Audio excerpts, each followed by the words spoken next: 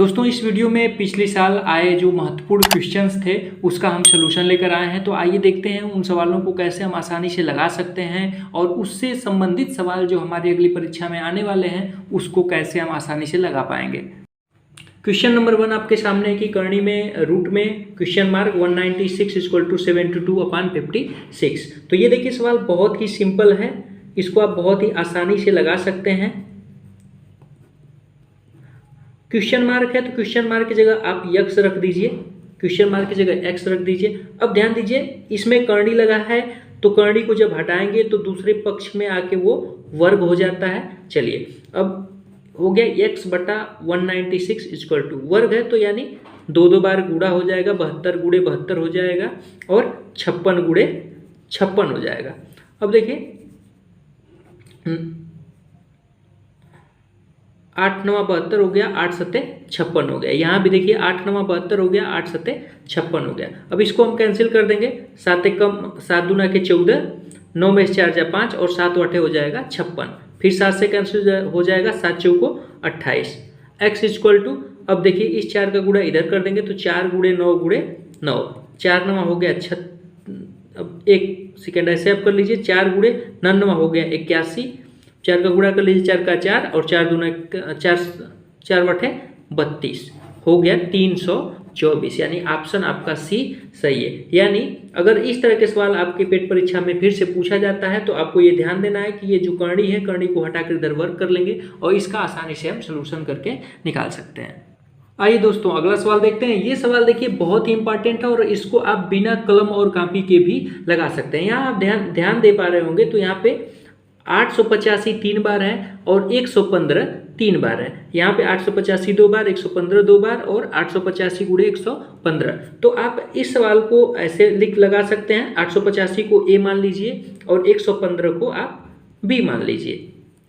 अब ये 885 3 बार है यानी 1 पे के पावर 3 हो जाएगा, प्लस 115 3 बार है तो बी के पावर 3 हो जाएगा, बटा अब देखिए 885 2 बार है तो ए का स्क्वायर प्लस 115 2 बार है तो बी का स्क्वायर माइनस 885 गुणे 115 यानी ए गुणे बी। अब आप यहाँ पे ध्यान देंगे तो ए क्यू प्लस बी का क्यू का सूत्र होता है एक कोष्ठ में ए प्लस बी, दूसरे कोष्ठ में A square plus B square minus A B, और नीचे दिया है A square plus B square minus A B. ध्यान दीजिए इससे ये कैंसिल हो जाएगा, आपका बचेगा ए प्लस बी। ए की जगह पे क्या है 885 और बी की जगह पे दिया है 115। इसको आप जोड़ दीजिए, 5 5 10, 8 8 1 9 1 10, 8 1 9 1 10, आ गया 1000। यानी ऑप्शन आपका डी सही हो जाएगा। आपको इतना करने की भी जरूरत नहीं है। आप यहाँ पे देखिए कि ए क्यू और बी क्यू है और नीचे उसका दूसरे कोष्टक वाला दिया है तो आप डायरेक्ट इसका एक और इसका एक लेकर जोड़ दीजिए। अगर यहाँ पे ए क्यू माइनस बी क्यू है तो यहाँ पे आपके सवाल में प्लस दिया होगा तो आप इसमें से इसको घटा देंगे। दोनों तरह से आपको बिल्कुल सवाल लगाने की जरूरत नहीं है, आप यहीं से अपना चेक करके आंसर बता सकते हैं।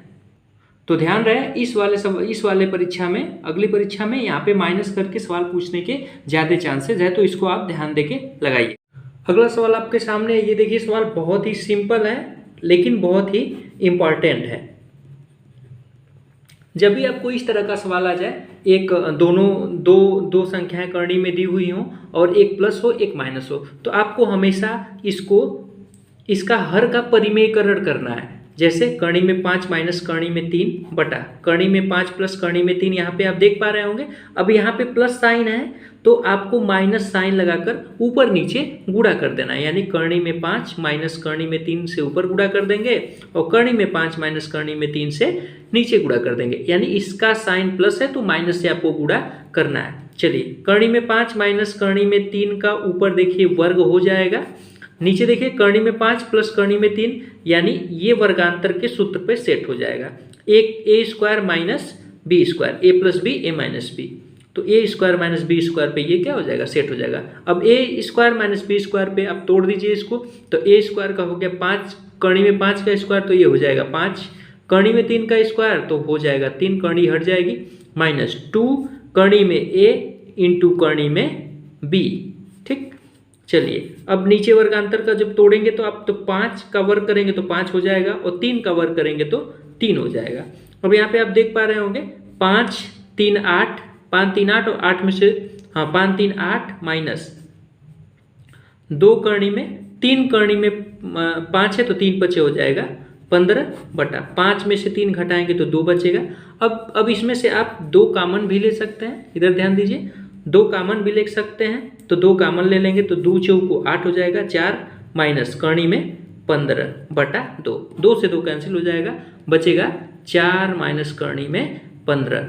यही ऑप्शन आपका बी सही हो जाएगा। यानी जब भी आपके परीक्षा में इस तरह का सवाल आए तो आपको ध्यान देना है कि नीचे हर के नीचे जो साइन होगा उसका विपरीत साइन, यानी प्लस है तो माइनस साइन लगाकर ऊपर नीचे गुणा कर देंगे और सवाल को हल कर देंगे, आपका आंसर आसानी से आ जाएगा। तो अगली बार आपसे ये सवाल दूसरे साइन से देकर पूछ सकता है। अगला सवाल देखिए, ये भी बहुत इंपॉर्टेंट सवाल है। टीवी सेट का मूल्य 30% घटने पर उसकी बिक्री 20% बढ़ गई, दुकानदार की आय पर क्या प्रभाव पड़ेगा? तो सबसे पहले हम मान लेते हैं कि टीवी का मूल्य 100 रुपये था, तो 100 रुपये था तो अब उसका मूल्य 30% घट गया, यानी अब 70% उसका मूल्य रह गया, यानी 100 का 70% उसका मूल्य इस समय है। और जब इतना मूल्य हो गया तो उसकी बिक्री 20% बढ़ गई, यानी इतना मूल्य है तो बिक्री बढ़ जा रही है, ये क्रय मूल्य हो गया, इस पे बिक्री बढ़ जा रही है 20%, यानी 120/100। इसको हम हल कर देते हैं, 1 0 से 1 0, इससे ये 1 0 से 1 0, 1 0 से 1 0, यानी 12 सते 84। अब ध्यान दीजिए 100 रुपये से मूल्य हो गया उसका 84 रुपये, यानी 100 में से कितना कम हुआ? 16%, यानी उसका जो मूल्य है वो 16% घट गया, यानी उसके दाम में उसके आय पर 16% की क्या हुई? कमी आ गई, यानी ये हो जाएगा आपका ऑप्शन डी। सवाल को लगाने का एक और ही बहुत सिंपल सा ट्रिक है। आप प्रतिशत कमी या वृद्धि का फार्मूला होता है +-x +-y और +-xy/100।